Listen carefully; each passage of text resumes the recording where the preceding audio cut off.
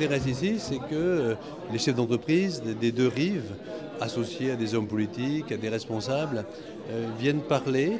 Je trouve que ce pays, malheureusement, ne s'ouvre pas suffisamment sur les autres. C'est l'occasion, c'est un carrefour entre les États-Unis et l'Europe en général, j'ai envie de dire, qui me paraît intéressant. C'est pour ça que je suis là.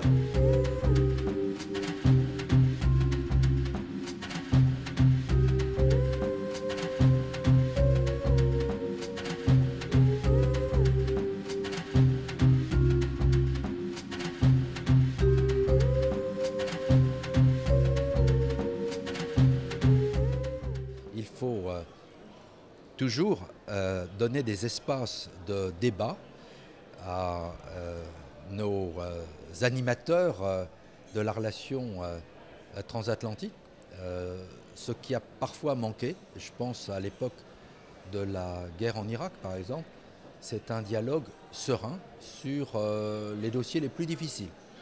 Et aujourd'hui, dans un dîner comme celui-ci, nous avons pu parler de façon ouverte, positive, des grands dossiers, l'Afghanistan, l'Iran, la crise financière, le réchauffement climatique.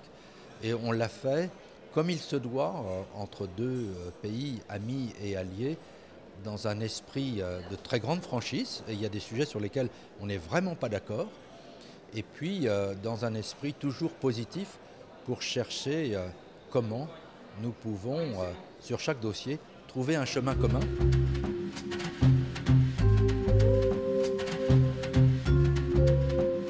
Je crois que le principal risque, c'est dans l'organisation du monde.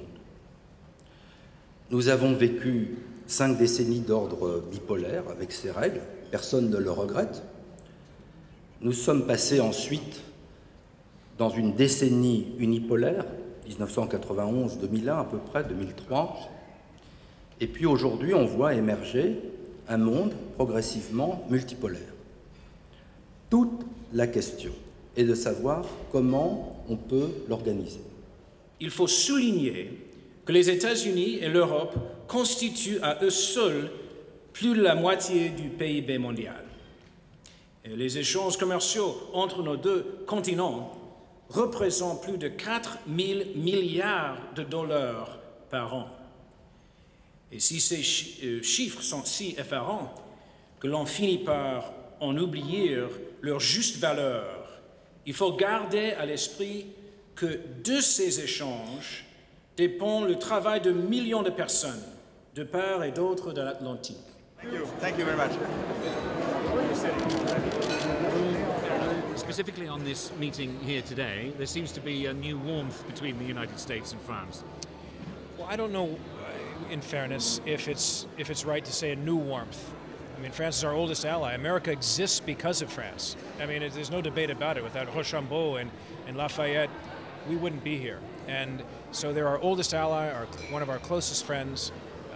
The new warmth comes from the election of President Obama and the election of President Sarkozy and the reintegration of France into the military integrated command structure of NATO and everything that comes with it. So we are at a high point in French-American relations.